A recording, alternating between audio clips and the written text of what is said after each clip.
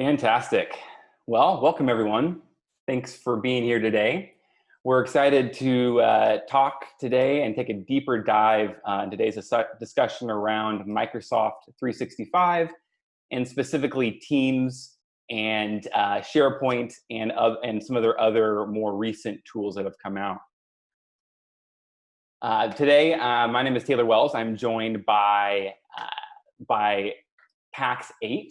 I'm the Director of Strategy at NW Techs. We are an advisory firm focusing and helping small organizations with technology in relation specifically to cybersecurity and other IT-related issues, especially when it comes to things like Microsoft and tools like that are very prevalent in our society and in our organizations. We definitely rely heavily on providers like Pax 8 to give us expertise, but we also hold a lot of expertise internally, and we also use it internally, but also support it across hundreds of users and many organizations. I'm joined by Pax 8, Max and Tom, and I'll let them introduce themselves. Awesome, thank you. Thank you all for jumping on today. This is super exciting. My name is Max Ellickson. I, again, work at Pax 8. I'm a productivity solutions consultant. And I guess that's kind of a fancy way of saying I work with Microsoft, and that's kind of the world I live in. I'm in the partner center all day. But Pax 8 is built, with consultants like myself.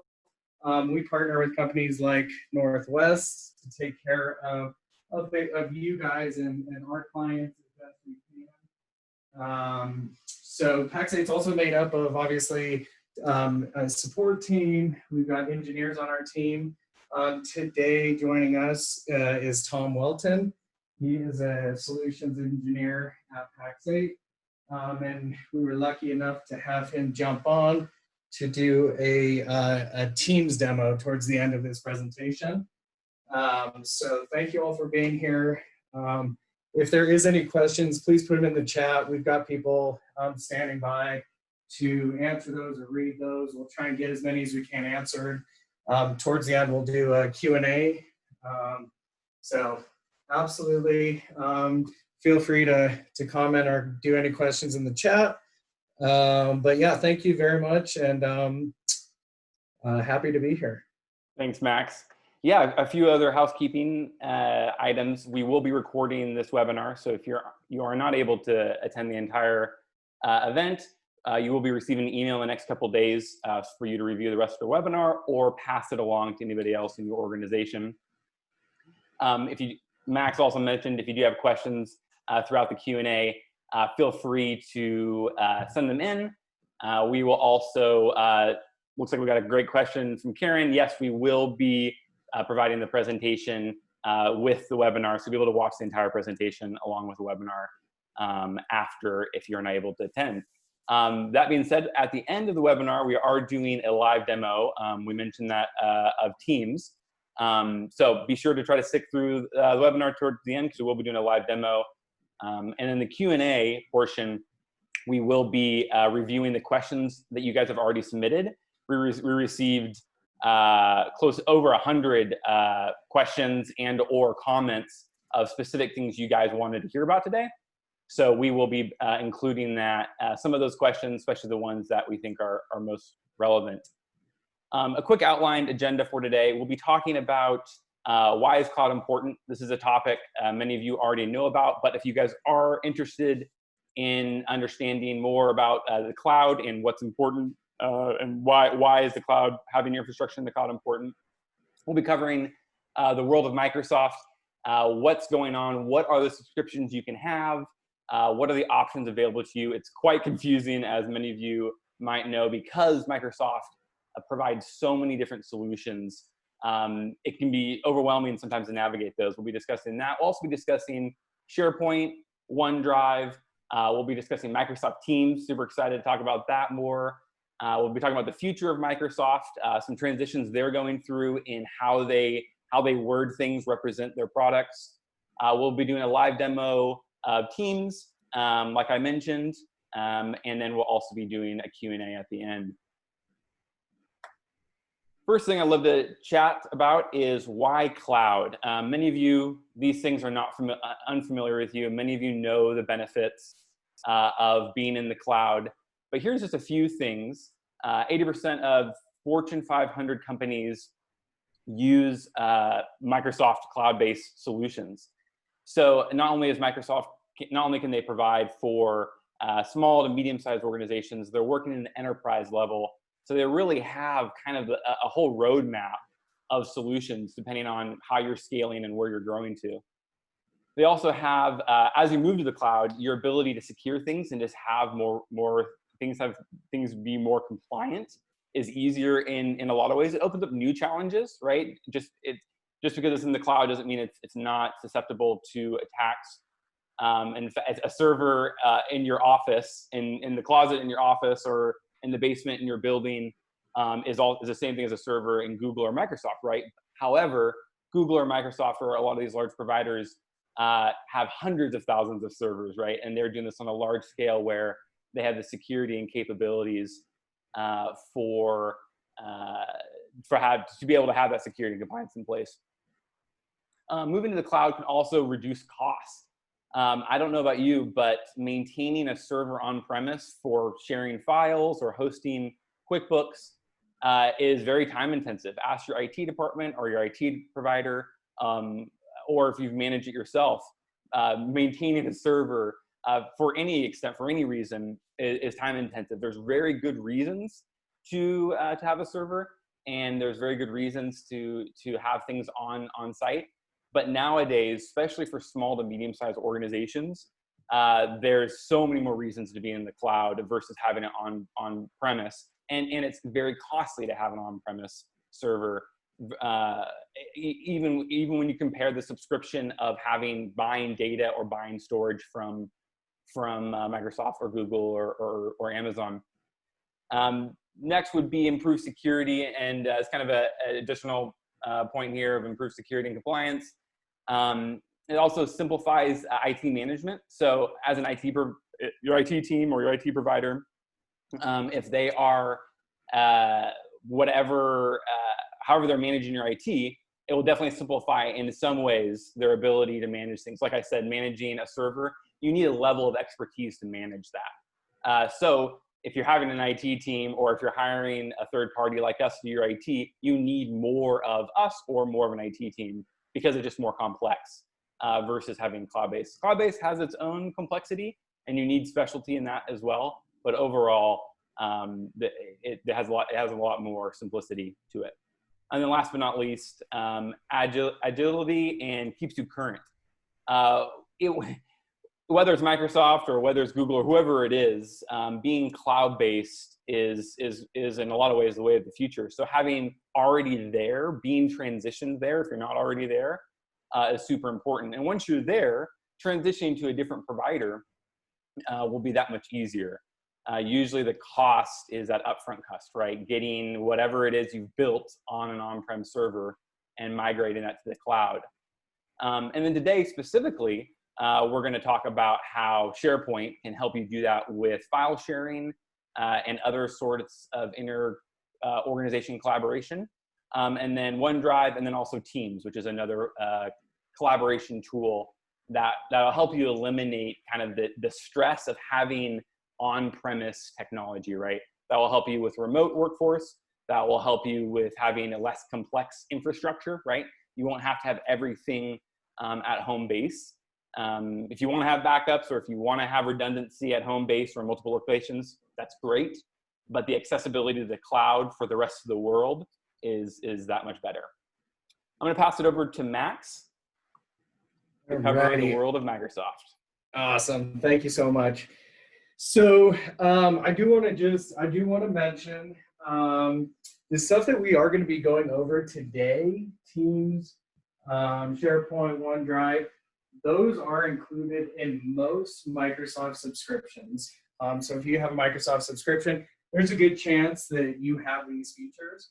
I just wanted to point that out. It's not that what we're going over is not necessarily going to be add-ons or in addition to what you already have. most people will already have these things we're talking about today. So the world of Microsoft, we're not going to go through this chart. Basically what I wanted to do is put this up here and really, emphasize the fact that Microsoft is a beast on its own. It's a jungle to navigate. And things are always changing. You've got license types changing. You've got different features and add-ons changing. So what I really wanted to point out was Microsoft's not easy. I always joke people that if it was, I probably wouldn't have a job doing what I'm doing. So, we understand that, but that's why we are here. We're here for you guys. This is what we do on a day-to-day basis. So any questions, concerns, anything like that, we're here to help you guys with. There is, thousands of Microsoft SKUs. There's a lot of different combinations that you can get and put a package together that's 100% right for you and your company. But we can definitely help you with that. We do that all day. So we won't spend too much more time on this slide, but we understand it's definitely a big beast. Here is an example that I always kind of like to look at. These are going to be two different license types, and again, I'm not going to get into them too much, but these are completely two different license type with different features, but they're the exact same price. So it's not necessarily price that we're trying to go after, or it's not that we want to be buying our Microsoft based on price. It's going to be based on what you guys need. Either that's with compliance, or maybe there's just extra add-ons that you need. We'll be here to help you on with that and really get you guys the correct package for what you guys need, or the right license type for what you guys need. So we will continue there. Awesome. Fantastic. All righty. So again, we'll kind of start on talking about SharePoint. It is included in a lot of the license types. We are not going to get into SharePoint or OneDrive really in depth today. We're going to take this time more or less to go into depth with Teams, just based on popular demand. So we did want to point out a couple things though, like with SharePoint. SharePoint is and provides a central storage and collaboration space for your company. It helps groups of people, whether that's your work or your work team, or it could even be social groups. It allows them and helps them share information and more or less collaborate and work together. So a couple examples might be coordinating on projects and or calendars, schedules. It's a great place to discuss ideas amongst your team and review documents and proposals. And ultimately, it just keeps your team in touch around several different things. We at PAX8 heavily use SharePoint. We love it. I would say it's something that I kind of logged into it for the first time. I was like, well, this is kind of like a Facebook page with all these little like different features, and you can do this and this and really customize it for your company. So if you see here, this is obviously the PAX8's SharePoint, but we've added, we add updates in here, and this is again kind of internal stuff, but we'll have videos, we'll have links to ServiceNow for support, and you can add different stuff in here. This was a screenshot, or else I would scroll down. Down below is a calendar. It's a work calendar, so everybody, Memorial Day weekend was definitely on the calendar, and that day was off for everybody. But you can definitely collaborate. There's a lot of good stuff within here.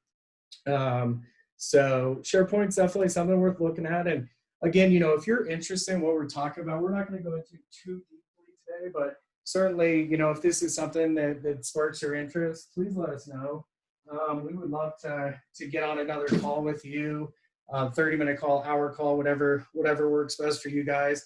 walk you through some of these features more in depth. So that's SharePoint. And let's see, we're going to go into OneDrive. Thank you, Taylor. I'll take over OneDrive. Yeah, SharePoint, kind of the difference, many questions people brought up was, what is the difference between SharePoint and OneDrive? How do you use them? It's a great question. The SharePoint, how we've used it internally and how we've implemented it for our clients is really in kind of what Max was alluding to, is that kind of internal file sharing, project management tool where you have the ability to house a lot of documents and have either discussion and then build things on top of that.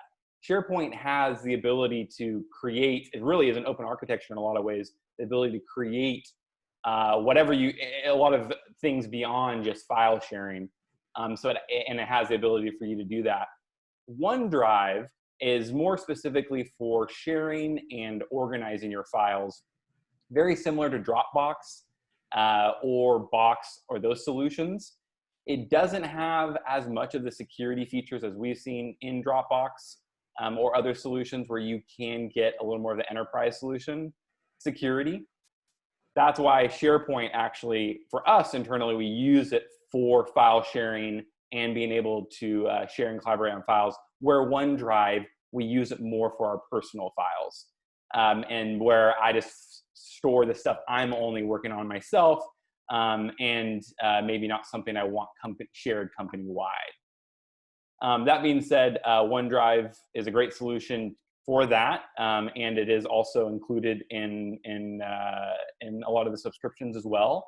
So it's a great solution for personal files, where we've seen ShareFile be a great solution for if you do have currently like an on-prem server that you're storing files in, taking those files, putting them in SharePoint so that you can collaborate and use those internally in the cloud is pretty cool. And since it integrates with the rest of the Microsoft 365 ecosystem, you can easily collaborate with Word documents and Excel documents like you can do in OneDrive. It has the same equivalent feature set in that way of being able to collaborate on an Excel document or a Word document or a PowerPoint presentation, which is pretty cool. And I really like using that. That's probably one of the biggest feature sets I like as far as SharePoint and OneDrive is obviously that, being able to collaborate on those tools. Next section, we're going to transition to talking about Microsoft Teams. Like we mentioned, we are going to do a live demo towards the end of Teams, and Tom is going to take us through and kind of show us some of the cool features of Teams and how you can use it. I'm going to talk about how kind of where it fits in your tech stack. There's a lot of tools. I think every 6 months, it seems like we have to add a new tool to our organization just based upon the needs of how technology is evolving. Solutions like Teams fits into that team collaboration, similar to solutions like Slack. Our organization actually used Slack previously. We used it for many years and are still great fans of it and encourage clients where it fits to use it. However, we've actually transitioned and moved over to Teams now because our infrastructure is so heavily integrated with the Microsoft 365 world that the benefits of having Teams versus Slack are just that much greater. And that's actually one really common question is why go to Teams versus Slack? And where we've landed is it's just since it's integrated with SharePoint and your files and your calendar and everything like that really well, the benefits of having it are just that much greater. That being said, Slack is a very slick collaboration tool, and they've dialed in that team collaboration. And what I mean by team collaboration is really a place where your organization internally can collaborate, meet, discuss, and a central place that you have a track record and a history of, and that's curated, organized, and directed. This screenshot is actually of PAX 8's organization and some of the channels they have, some of the teams and discussions they have. And really what it is if you think about it, if you are a smaller organization, if you text your employees, or if your employees text each other about work, those types of conversations really should be in a centralized area that can be tracked, organized, and you have a history of, and you can collaborate more in depth. Texting, even though it's so quick, is really not the best way to manage projects and tasks, and things get lost. That's why solutions like Instant Messenger came in, and ultimately why collaboration tools like Slack and Teams. So really the idea is to be able to communicate quickly with the rest of your team about a certain discussion, or collaborate as a team, right? As a group, hence the name. It kind of grew out of the idea of, hey, let's get people working together, collaborating the most efficient way possible, right? So calls, video chat, text, documents, whatever it may be, let's have a central place where all that's coming to, so that way we can have as quick and as natural as collaboration as you could do if you were in person with somebody.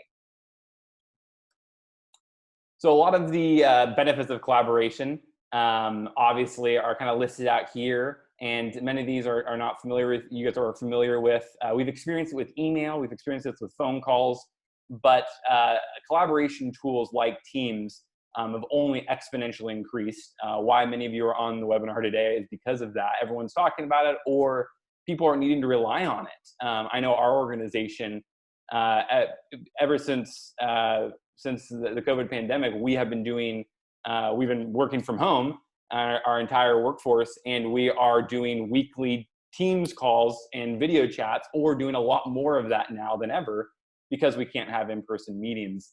And so whether it's Teams, or whether it's Zoom, or whether it's a phone call, or whether it's text message or an email, we're all relying on these tools more, and ultimately they can save us time, right? It doesn't replace in person. It doesn't replace that natural feel of being in person with somebody. However, the idea is, hey, how can we eliminate as many obstacles as possible if we are remote?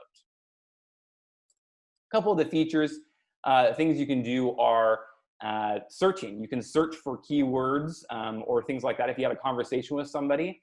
I know for us, we have multiple conversations, and if you use a tool like this for a while, you start getting a history of conversations and documents, and it's actually really helpful to be like, oh, we had that conversation.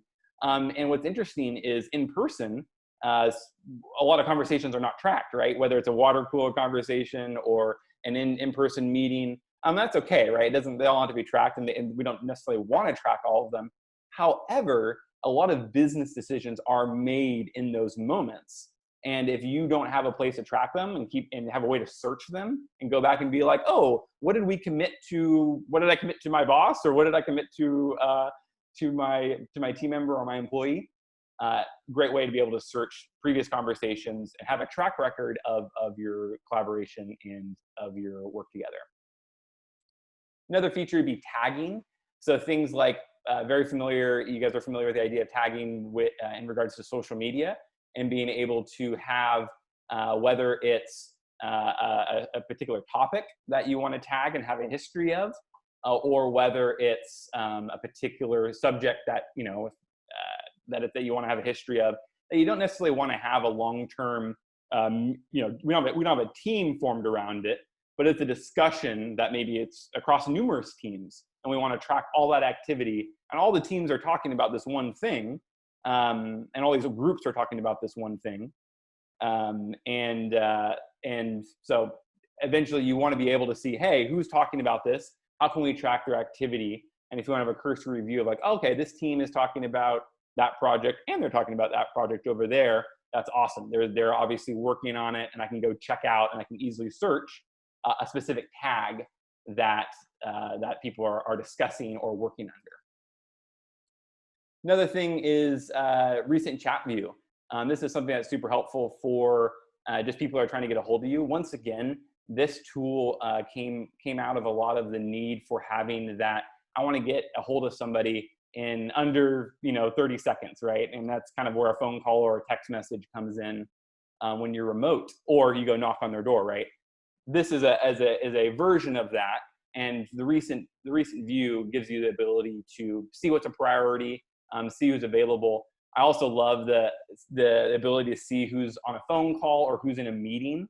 So if your calendar is integrated with this, if you're using Microsoft Outlook and you have your calendar integrated, I can see if somebody's in a meeting. So maybe I won't message them right now. Maybe I'll wait till later, or maybe I just won't expect to get a reply immediately. And there's a set expectation. The other cool thing is file sharing, like we talked about with SharePoint. The ability to collaborate on documents and to quickly go back and forth and open up a document is really crucial, especially when you're doing a video chat with one of your team members or your boss. Your ability to open up a document and collaborate real time with one another is super important, and then across the team as well, right? So being able to upload a document and see it in Teams is super helpful. Awesome. A couple other things too, things that integrate with Teams. Once again, this tool is really designed for internal collaboration. There's some questions in the chat around why aren't we using this tool right now, which I'll definitely get to that in the Q&A. And where does this fit, and what are the other Microsoft tools that can integrate?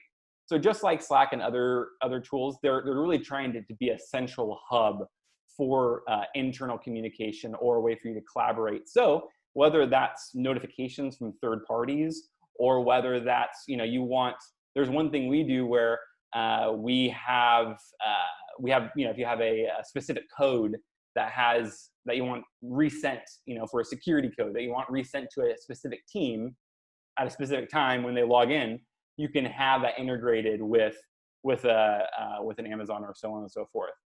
And then the ability to integrate with other Microsoft products as well. Microsoft Teams has been around for a couple of years now, so it's a relatively new tool. And their collaboration, I would say, is actually a little bit far behind from my perspective than maybe Slack on its ability to collaborate with the rest of the world. That being said, you do have so much internally that you're able to collaborate with the Microsoft ecosystem that unless you're, and they're only adding more, whether it's a phone, whether you want to integrate your phone system or whether you want to integrate, other types of technology into your collaboration tool, project management tools or whatever. There's a social media, right? Social media manager for Hootsuite, or things like that. Teams is only adding more all the time. And, but like I said, the real value in our perspective is that you get access to the rest of the Microsoft ecosystem, and you can now collaborate between all those applications with your team internally, real time, individually and across groups and teams. Awesome. I'm going to pass it over to Max to talk about the future of Microsoft and where they're headed. Fantastic. Awesome. So we've got just a few more slides here, and then we're going to turn it over to Tom to actually walk us through a Teams demo. But there was a couple questions around, what does the future of Microsoft look like? If I'm joining this company now, is it, what is it going to look like in 5 years? And I can just, like I said, 3 more quick slides. We'll get into the demo. But the future of Microsoft, we're seeing this large shift from Office 365 to Microsoft 365. And that's kind of where Microsoft is wanting people to shift over to as well. There's a few different reasons for that. So the first, obviously, would be that everything that M36 or that Office 365 has, Microsoft 365 also has it. But it's also going to do things like enables device management. It does come with a Windows 10 OS upgrade, which is a big deal if you guys are looking for that upgrade. I think that upgrade just itself is super, super expensive. So that does come with the license. And then of course, security. So those are a couple things. I'm going to touch really briefly on just device management and security really, really quickly. So when we're talking about device management, you've got Intune, which is a cloud-based enterprise mobility management tool. That really really helps organizations manage mobile devices that employees use to access company data and applications, such as email. So that's definitely, you know, a feature that Microsoft has, and these might someday be standard with all Microsoft products. But for now, you know, these are in the Microsoft 365 category. If you have any questions with them, we can definitely get you information or get you on a call. But the other ones on here, obviously, Azure Active Directory, which is just permissions and access. And then you've got single sign-on, which is essentially accessing multiple apps by logging in only once, which saves a lot of time. We use it at PAX8, very, very helpful. And then, of course, Autopilot, something else that I want to touch on. It's a collection of technologies basically used to set up and pre-configure new devices for your company. So those are a couple features with M365. I do want to hit on security, just one minute, and then I'm going to turn it over to Tom, and we'll get going on this live demo. But with Microsoft 365 security, this is something that, as people are working remotely, and because they are on at-home networks, they are exposed to more risk. With Microsoft 365, it will come with things like safe links, safe attachments, spoof intelligence, which is really neat. So really heavily focused on security, making sure you guys are safe, making sure we're not getting, you know, ransomware, phishing attacks, et cetera, et cetera. That's where the Microsoft is shifting to. They're really going to be focused on security moving forward, and making sure all their users are as safe as possible. So with that being said, that's all I kind of wanted to touch on with Microsoft 365 and the future of Microsoft. Now we get into the fun part, which is the demo. And at this point, I will turn it over to Tom, who might be on mute. Yep, was definitely double muted there. Perfect. Thank you for the handoff there, Max. Yeah, let me go ahead and share out my screen. And again, my name is Tom Welton. I'm a PAX8 Partner Solutions Engineer. You know, just typically a Microsoft guy, so doing a lot here in the M365. You know, kind of in the guts of all those portals that you guys just discussed there. Yeah, some of those AIP, ATP features. You know, some of the bells and whistles. Definitely getting pretty cool here. So perfect. So you guys should be able to see my Microsoft Teams. And then, yeah, Max, can you see that there? I might use you as a test here. Yes, you're good. Yep. Perfect. Great. So this is what Microsoft Teams looks like, you know, from a user perspective when you log in. I'm just using the web application, but there is a desktop version. So if you don't have that, you can just download that desktop app. I actually prefer the desktop app just because it's a little bit easier to use. And I've always got a million tabs open anyways with my day-to-day. You know, so they do have desktop notifications, which you can turn on. So I'll go ahead and dismiss those. But then what we're looking at here, you know, is a channel inside of a team. And so to kind of talk about the hierarchy, here are our teams. And so we have sales and marketing, Contoso is going to be one, digital, Mark 8. And then these sub, you know, kind of sections, these subfolders, these are the channels underneath it. You know, and the limitations on these are you know, pretty generous. So you can have up to 500,000 teams. And so quite literally 500,000 of these teams, and then 200 channels per team. So it's interesting, we do see some of our customers managing their own customers and client base through Team. They just simply spin up a new team for every single one of their clients, and then they're able to manage some sub channels underneath it. But by default, you can see a couple of use cases for the different channels, you know, general, monthly reports, you know, just definitely staying targeted to what we need to talk about, you know, just so that we stay on topic. And again, you know, adding in, you know, admin portals and things like that as far as configuration goes on the back end is definitely not a big lift by any means at all. You know, so to, you know, kind of showcase basic chat, you know,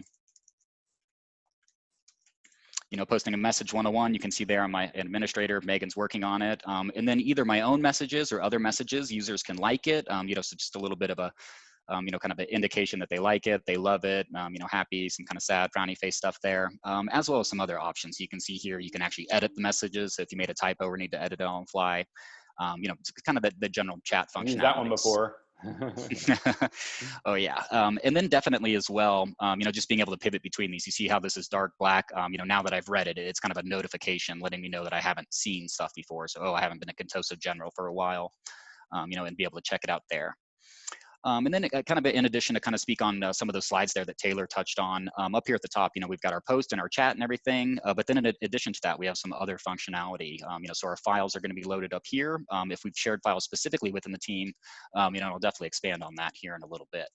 The wiki's a great application of doing this, as well as adding those tabs. And so adding these tabs up here is where you can pin, either an application to the channel if they're using it. So, plenty of applications you can pin, but you can also pin files. And so that's what is a really, really great way that we're leveraging here at Pax8.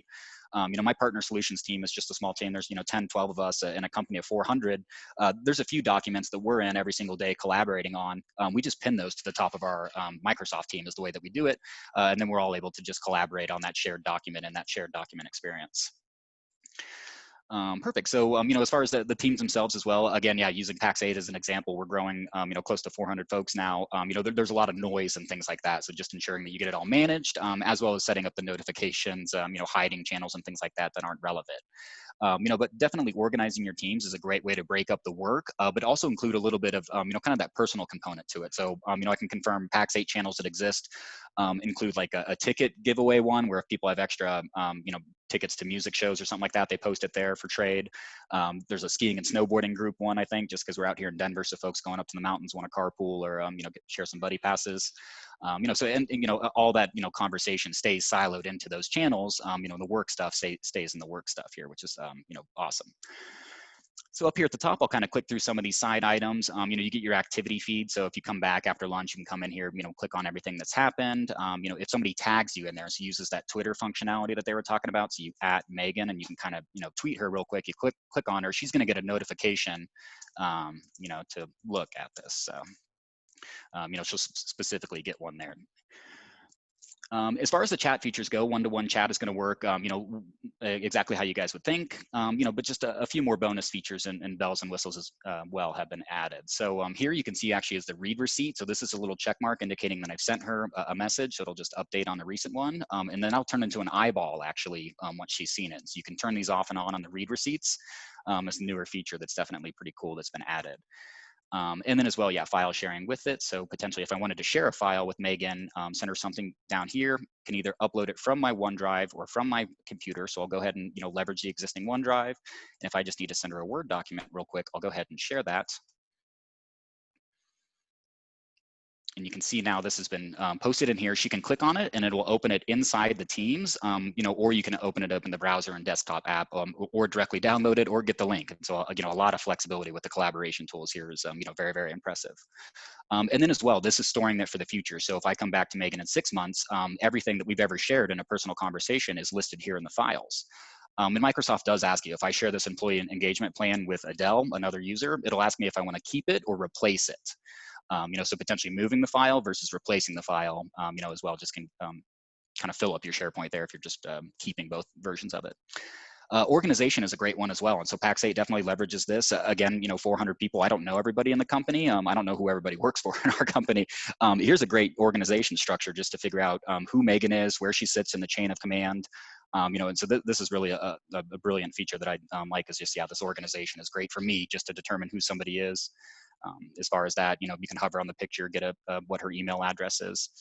And then as far as taking the conversation further, so as this conversation evolves, we may not just want to chat anymore. I may need to give her a call. And so without doing anything special or, massively time consuming, I quite simply just click the button there for an audio call, click the button there for a video call, and that'll just automatically call her on Teams, to be able to have that conversation audio, or just go ahead and turn on that video camera. And then as well, we can loop people into the conversation. So let's tell Megan that, and then we'll just go ahead and we'll add people to it here. So maybe we'll just go ahead and search for Adele as my other user here, and we'll add her to the conversation. And you can see her on the left side, it's siloed it out. So I still have my individual with Adele, my individual with Megan, but now I have one with Megan and Adele. And then if we add a fourth person as well, you can catch up with chat history. So we'll do our first post there, and then maybe we want to loop in just somebody else to the team, Alex, and then we want to catch up Alex with everything. So we can either include the chat history or not include the chat history, or just the previous day kind of stuff. So, kind of project management stuff in here is very, very easy to organize these chats. And again, everything stays very, very separate and clean over here in the Teams. Perfect. Yeah. So Teams and everything I covered here. The calendar features are definitely worth mentioning, just because this integrates very, very successfully with your existing Outlook and ports over your Outlook calendar. And so here you can see, I've actually got my Outlook meetings. You can curate a Teams meeting directly from here. Just show you what this panel looks like. Very, very easy to set up a meeting. And then this will email that out to the user. And you guys may have seen what those Teams meetings look like. Join Teams meeting here. It'll just email them that link. We'll attach it automatically to them. And then as well, you guys may have noticed a join button. So if there's a meeting that's currently going on, you don't have to actually open up that email or anything. You can click join, and this is going to open up the meeting. I wonder, with my screen share, how work here for it. So I'm just going to click done here.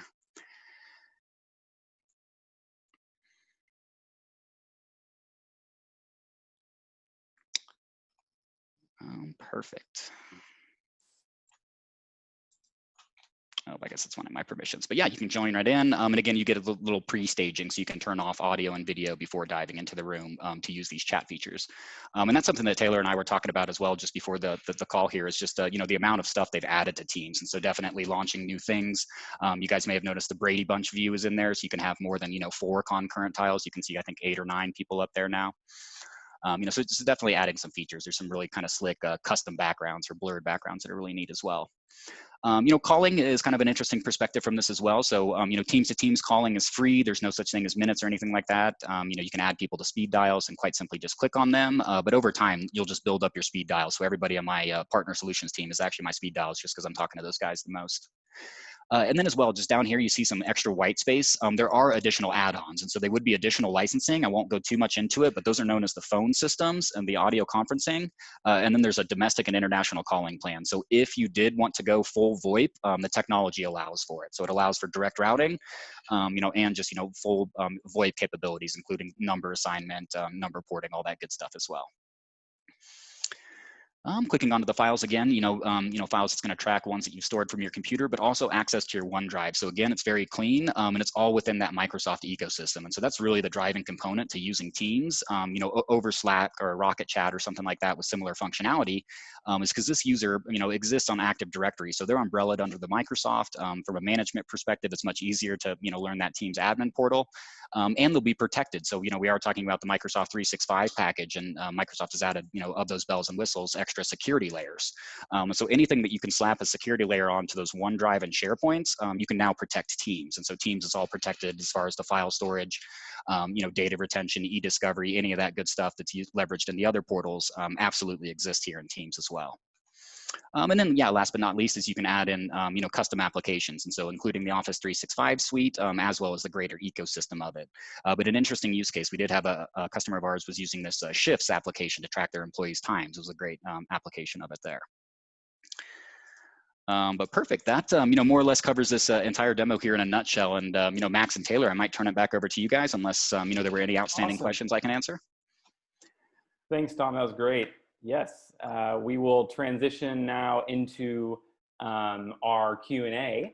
And first, I want to thank Tom. That was super interesting. 2 things I learned that I didn't know. First one being that the organizational chart, I don't think I've really played around with that a lot. And then the second thing being the chat history. I think that's super cool to be able, just like an email, to be able to get people up to speed on a project. I can't tell you how many times, you'll go back and forth, up to 30 times to discuss, a very complex problem with either a client, a team member, and you may want to share that with somebody, right? You may need to share it with your boss or share it with whoever, and being able to have a track record of those internal conversations and then quickly being able to get people up to speed on, hey, we've already gotten this far, review the notes and jump in where you're at. Super cool, just like kind of an email capability in that way. Really like that. We got a bunch of great questions came in today, and also the ones that are pre-submitted. So we have a couple that were pre-selected, and then also some ones that have come in just over the past few minutes. One of the ones that was great, and I'd love for Max and Tom to jump in, but how do we find out if our current Microsoft 365 package has SharePoint, OneDrive, and Teams? Great question. Yeah, Tom, do you want to take this? Sure. Yeah. So it, Okay. quite simply just log into your portal.office.com, and that'll be the admin portal. And if you see it as an available portal, then you have it. It is just a very, very easy way to check it. So it's just going to be among those portals on the bottom left side. By default, you'll have Exchange, which is the mailbox one. But in addition to that, you'll see things like the Endpoint Manager is the Intune portal, but then you'll see SharePoint, OneDrive, and the Teams portals are all there just on that portal.office.com. Great question. I would say, if you are not 100% sure about that, that's why Taylor's here. Please reach out to him, and he will absolutely help let you know what you have, what it comes with, and all that good information. So Perfect.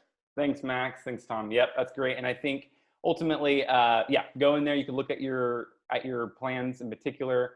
But if you want to review the licenses and to see what you're currently using, we'll provide some information at the end of this webinar where you can reach out to us and we can help you just review what you currently have in place, answer your basic questions. And then if you do want to replace or change your plan, you can purchase Microsoft through us, and we can provide you all those details as well. Another great question is Google Drive, Dropbox. How do they compare to OneDrive? And I'll tackle this one. I personally love Google products, and I've used them for almost 15 years of working professionally. And we moved over to Microsoft over the past couple years.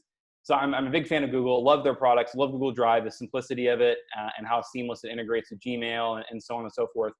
However, ultimately, the Microsoft ecosystem, especially when it comes to Excel, Word, and PowerPoint, still being enterprise level solutions that provide levels of security, collaboration, that unfortunately Google Drive just isn't there. It doesn't have the level, really, from the security standpoint, of being able to collaborate and being able to securely share things.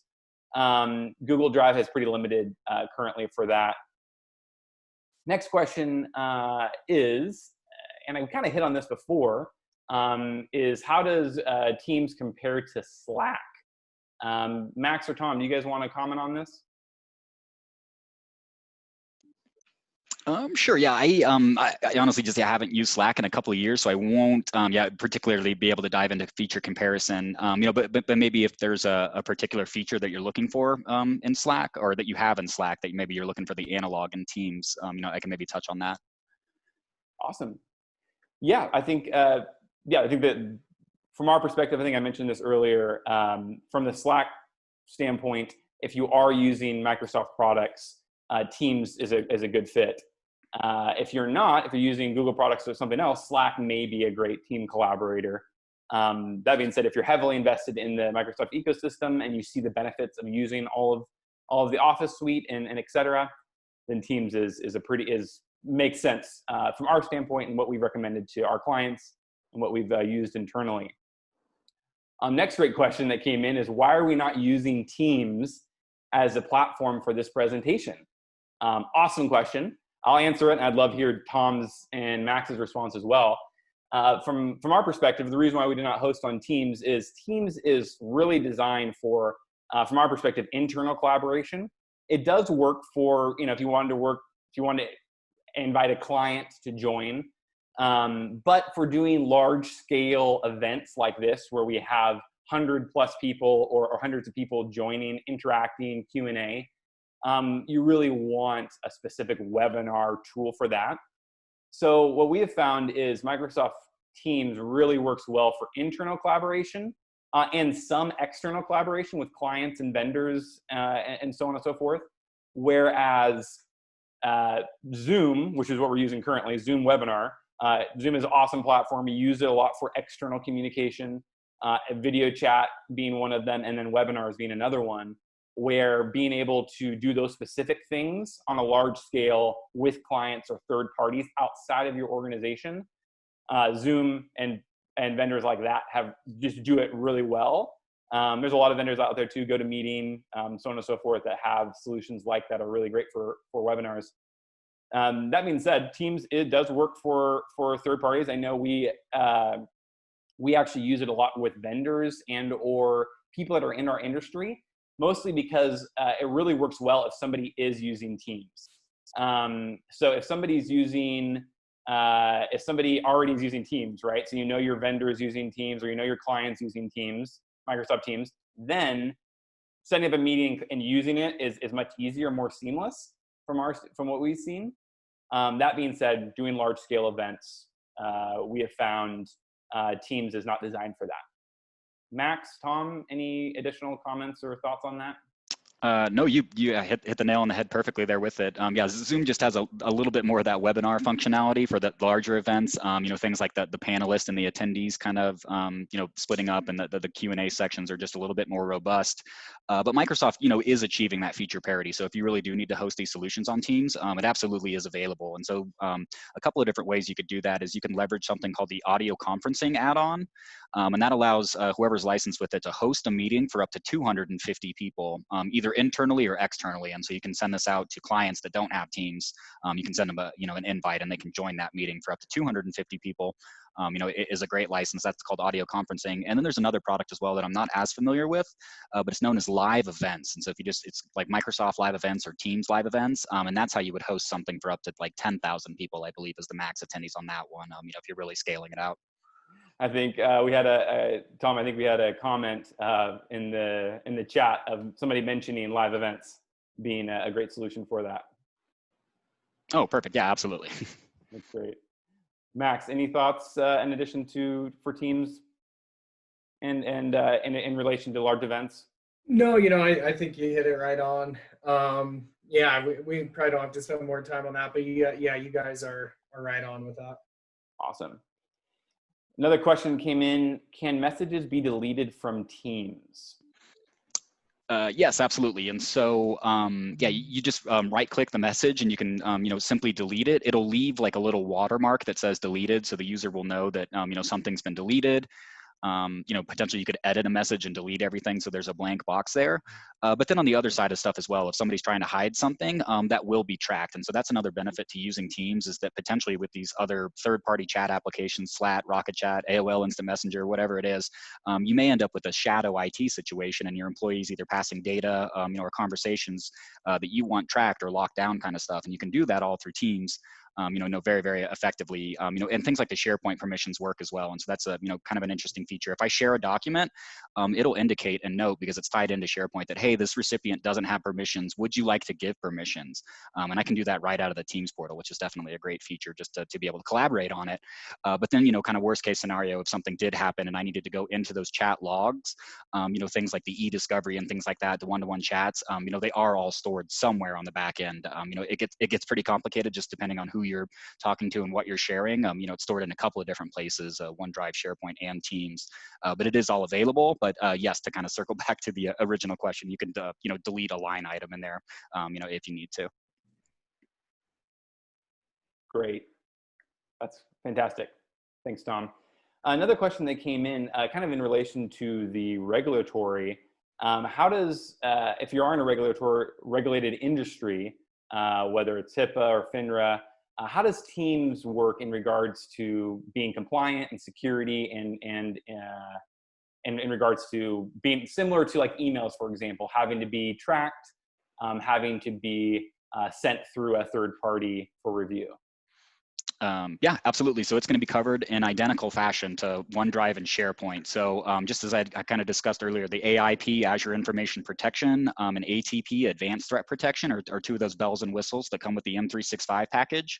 When you go up there, you can curate policies inside there to protect, I call it data at rest and data on the go. And so you do things like a DLP policy, data loss prevention, where maybe you're flagging sensitive info. So maybe you prevent users from sending a social security number, or at least you can encrypt that email, and all that is going to be identically tracked through Teams, through that way as well, and kind of protected and layered onto, the same way you'd protect OneDrive and SharePoint. Great.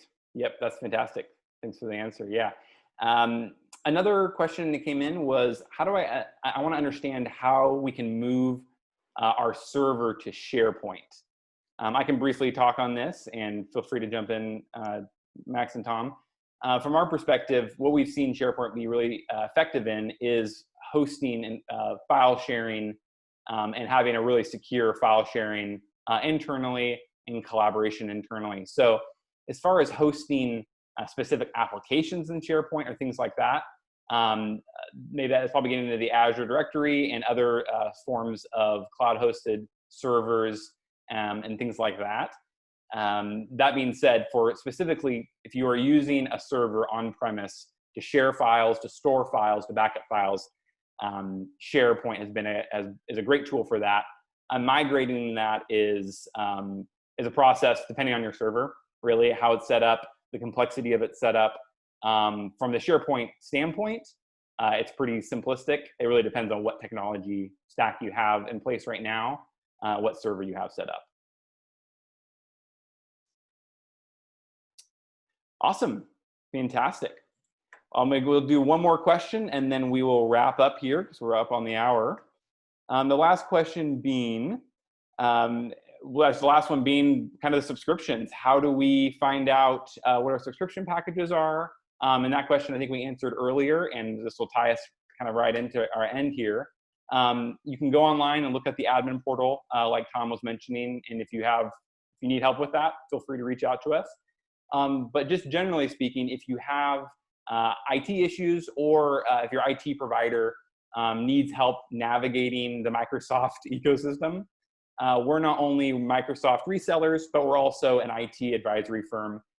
So we're able to provide, not only help you get Microsoft and acquire Microsoft, but we can also help you implement it and help you navigate it. So a lot of times what happens in these situations are, a lot of our clients is we're actually coming to them and recommending to them SharePoint or Teams.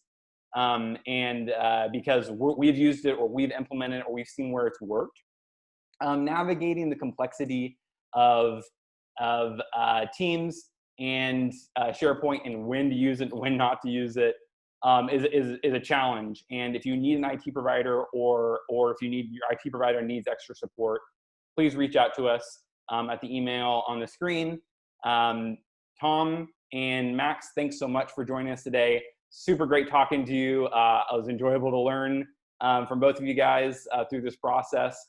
And in the future, obviously, people can reach out to me. And then if you guys do need an expert to come in, we will bring a Max or Tom along the way, because we rely heavily on them to provide us expertise in Microsoft technology. There's a lot of technology out there, right? And we need experts just like you need experts to rely on for technology. So thank you all for joining today. This webinar was recorded and will be sent out here in the next couple days. If you do have additional questions about anything we talked about, feel free to reach out. Thanks so much. We appreciate you, and take care.